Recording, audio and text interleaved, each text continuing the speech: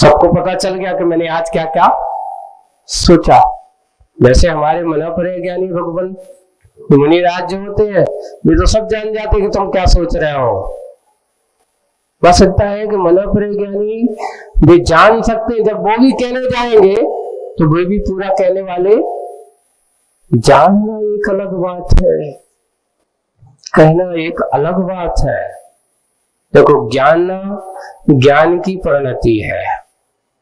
प्रमाण के रूप में सब कुछ जाना जा सकता है, लेकिन जब कथन करने जाते हैं तो पूरा का पूरा कथन किया ही नहीं जा सकता। नए जो होता है कुछ रूप ही कथन करने की बात करता है। वही कि जब देखा कि निसर्ग से अन्वेष रहा इंद्र भी, निसर्ग यानी स्वभाव से, जिसकी आंखें कभी पलकती नहीं है, ऐसा अनिमेष दृष्टि वाला हुआ इंद्र भी कुछ समय के लिए क्या हो गया, अनिमेष दृष्टि, निमेष भर में निमेष वाला बन गया, उसकी भी आंखें बंद हो गई। इतनी आवाज, बिजली की कड़कन देखकर यानी इंद्र की आंख भी बार बार पलक मारने लगी। ऐसा जब देखा तभी इंद्र ने आवेश में आकर अमोघ अस्त्र वज्र निकाल करके बादलों के ऊपर फेंक दिया। जैसे अपने वज्राघात, बिजली तड़कती ना, अपनी बिजली गिर गई, फेंक दिया। वज्राघात से आहत हो मेघों को मुख में आह ध्वनि निकली, मेघों के मुख से आह की ध्वनि निकली, जिसे सुनते ही सौर मंडल बहरा हो गया। पूरा का पूरा जब बिजली कहीं गिरती है तो आप देखो आदमी के कान भी शून्य हो जाते हैं, पास आस में आप हो तो आदमी कब जाता है, और अगर नजदीक और गिरी हो तो आदमी हिल भी जाता है। ऐसे सौर मंडल भी बहरा हो गया। कैसा? अब बहरा हो गया तो रावण की भांति चीखना, मेघों का रोना हुआ। जैसे रावण कब हुआ? रोने पर। रावण की नाम की संज्ञा आपको एक बार बताई थी, तो सही नाम उसका क्या है? दशानन। रावण का नाम रावण नहीं था सही। रावण का नाम कब पड़ा रावण? तो बोले कि जिस समय उसने कैलाश पर्वत को उठाया और उठाने के लिए उस पे बने हुए जिन चैत्यालय को नष्ट करके और बाली मुनि महाराज को मारने का अभाव के इनको उठा करके खाई में फेंकने का अभाव किया, तो बाली मुनि महाराज ने थोड़ी सी बल रिद्धि का प्रयोग किया, अपनी बल रिद्धि। बाली मुनि महाराज के पास कौन सी रिद्धि थी? बल रिद्धि थी, और उन्होंने अपने पैर का अंगूठा दबा दिया। तो दशानन ने जो उठा करके फेंकने की बात की, और जैसे ही उस पर्वत को दबाया वो उसमें दबने लगा, उसके अंदर मरने की स्थिति आई, रोने लगा, चिल्लाने लगा, बचाओ। तो उस समय से उसका नाम पड़ गया रवती थी रावणा। जो रोता है सो वो कौन है? रावण है। अपन भी ज्यादा रोने धोने का काम ज्यादा करते थे लोग, जो उनके पास जाओ जब चाहे जब रोने लगते। यानी रोने की स्थिति में उस समय आदमी की स्थिति रावण की स्थिति है, हंसना राम की स्थिति है, और रोना रावण की स्थिति है। अब क्या बनना है? रोना है कि हंसना है? रोते हुए जिंदगी जीना राम की तरह है, भगवान बनने की तरह है, और हंसते हंसते अच्छे वो रावण रोते रोते जीने वाला। जब देखो दूसरों के सामने रोते ही रहते हैं, हम तो बहुत दुखी हैं भैया, हमारे पास ऐसा है, उनने ऐसा करो, और इनने ऐसा किया, और फलाने ने ऐसा किया। अपना रोना धोना दूसरों के सामने करना, अर्थात रावण जैसी स्थिति को बना देना। इसलिए रावण की क्या? रावण की भांति चीखना, रोने लगा। मेघों का रोना और अपशकुन सिद्ध हुआ। सागर के लिए क्या हो गया? ये तो वज्राघात इंद्र ने जब कर दिया, और वज्राघात होने के कारण से उन बादलों का रोला दल बन गया, रावण की तरह चीखने चिल्लाने लगे। अपशकुन सिद्ध हुआ सागर के लिए, और आग उगलती बिजली की आंखों में भूरी भूरी धूली कण घुसकर दुस्सह दुख देने लगे। किसमें? जब जैसी वज्राघात हुआ और बिजली जैसी जमीन पे आकर गिरती है तो धूल कहां पहुंचती है? ऊपर आकाश में ऐसे घुस जाते हैं, और वे बिजली की काट। ऐसे विषम स्थिति को देख करके बिजली कटने लगी। यही कारण हो सकता है कि चला चपला पल आयु वाली, एक पल की बिजली आती है, कितनी आयु वाली? एक क्षण के लिए होती, ज्यादा बड़ी तो नहीं होती। पल आयु नाम दिया, एक पल की आयु जिसकी है सो उसका नाम चला, तो चलायमान है। चपल बहुत तेज है, चपल का अर्थ क्या है? तेज है। और पल आयु बहुत आयु नहीं है, पल भर की आयु है जिसकी, बस उसका नाम पल आयु वाली। बनी हो बिजली, वह बिजली बनी हो। इस दुर्घटना को देख तुरंत सागर में पुनः सूचना मिलती, सागर से पुनः सूचना मिलती है, और वो अपनी रणनीति, अब यहां से जब युद्ध चल रहा है वहां से वज्राघात हो गया, अब यहां से वज्राघात हो गया तो सागर में फिर वो अपनी, यहाँ देखिए युद्ध चल रहा है प्रकृति का और बादल और सागर का, बादलों को निमित्त बना करके और इंद्रों के बीच में ऐसा। तो सागर से पुनः सूचना मिलती है भयभीत बादलों को कि इंद्र ने अमोघ अस्त्र चलाया है, तो तुम रामबाण से काम लो। काय से काम लो? उसने क्या चलाया है?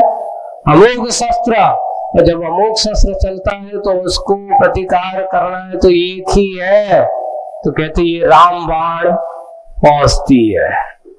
बोले कि अब तुम क्या करो? उसका प्रतिकार अगर कोई है तो एक राम बाण में ही है, और किसी बाण में नहीं है। राम बाण से काम लो।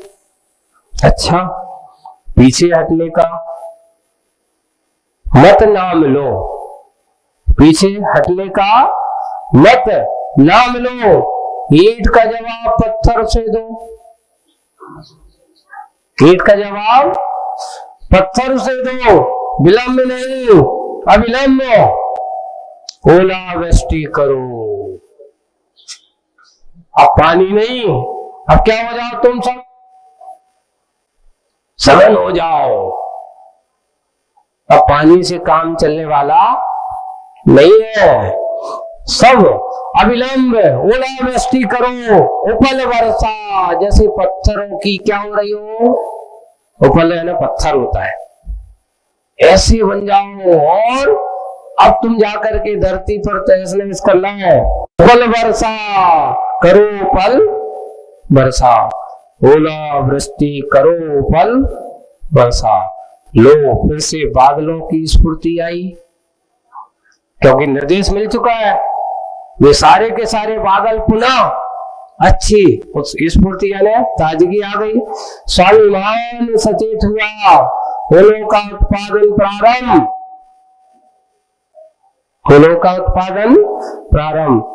सो ऐसा लग रहा है उत्पादन नहीं, ये तो उद्घाटन, अनावरण हुआ है। किसका? अपार भंडार का। कहीं लगता है कहां भरा था ये भंडार?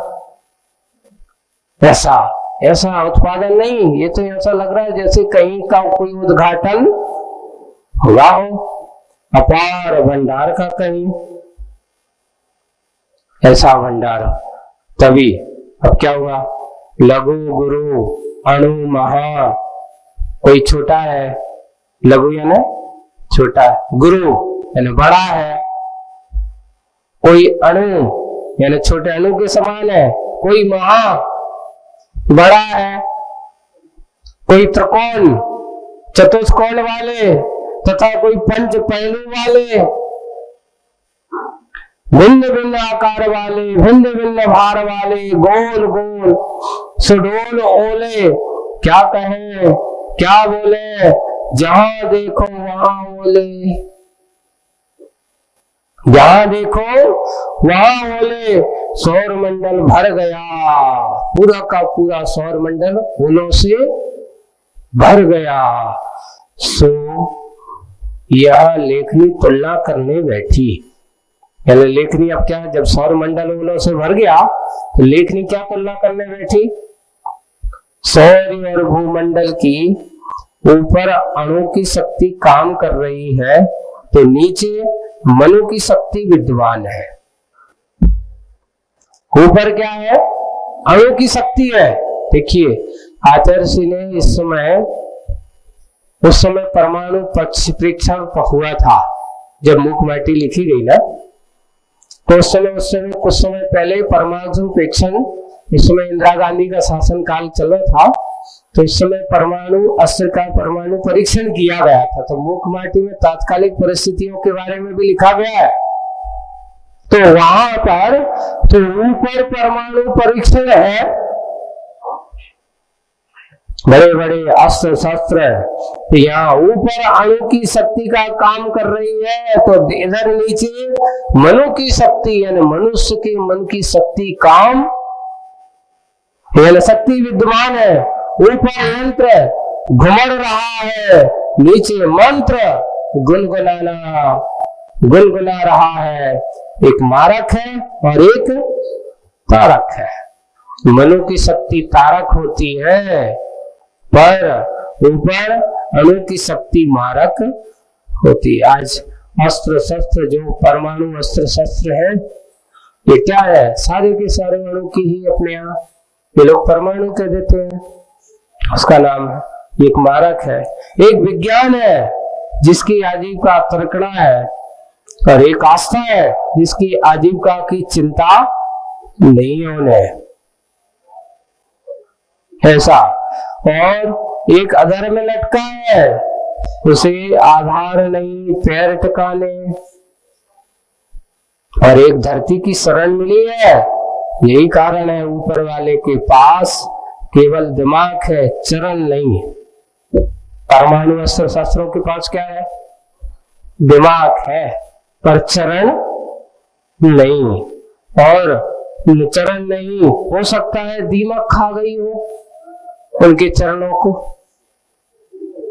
देखो आज तक कोई भी परमाणु अस्त्र शस्त्र जितने भी बने हैं, वे कभी ये सोचते कि अरे भैया ये छोटा है, इसको गरीब आदमी है, इसके ऊपर एक दुख हो जाएगा, नहीं देखता। कोई भी हो, तुम तो आओगे, हम तो क्या करेंगे तुम्हारा, वहां कोई दया नहीं, वहां चरण है ही नहीं है। वहां किसी से दीन दुखी आए दिन अभी देख रहे हो, आए दिन ये 15-20 दिनों में कितना तहस नहस, हजारों की संख्या उन्होंने लिखा, कम से 15 से 20 हजार मकान, बड़ी बड़ी बिल्डिंगें तहस नहस हो चुकी है। 8 से 10 हजार आदमी उस परमाणु अस्त्र शस्त्र की चपेट में आकर के अपनी जीवन लीला समाप्त कर चुके हैं। पूरा नगर कैसा हो गया, सब कुछ वीरान ही वीरान है। ऐसी ये अस्त्रों शस्त्रों की दृष्टियां दिखते हैं। ये युद्ध की नीतियां हैं। युद्ध में आदमी का संहार ही होता है, संहार नहीं होता।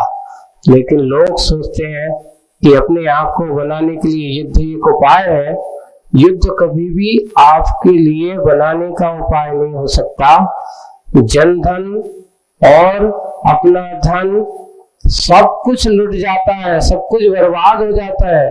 अभी लोग सोचते हैं एक एक अस्त्र जो आज आप लोग देखते हो कि एक बार एक बमबार्डिंग करते हैं तो एक बमबार्डिंग में कितने लोगों की जीविका जाती है। सुनने में आया कि एक बम की कीमत कितनी होती है मालूम है? एक बम की एक बार पटकने से अगर चाहे तो उसमें एक परिवार पूरा अपना जीवन आजीविका के साथ जीवन बिता सकता है। एक सामान्य परिवार जो मजदूरी करता है, अपना कमाता है, जितना वो अपने जीवन भर में कमाएगा नहीं, उतना तो एक बार की एक बम बार्डिंग में जाकर के एक जो गिरता है उतना खर्च होता है मात्र एक बम बनाने में। और ऐसे हजारों बम जहां गिराए जा रहे हो, तहस नहस किया जा रहा हो, धनहानि जनहानि, जहां देखो वहां हानि ही। एक मकान बनाने में कितना समय लगता है, कितना समय व्यतीत हो जाता है, एक एक दो दो साल लग जाते हैं। और एक बम गिरा, कितना मिनट लगा, एक मिनट में सारा का सारा 1-2 साल की मेहनत। बड़ी बड़ी मल्टियां हैं, इंडिया उसमें दिखा रहा था न्यूज में, एक बार उन्हें लगाया बम, सारी के सारी ऊपर से नीचे तक धराशायी।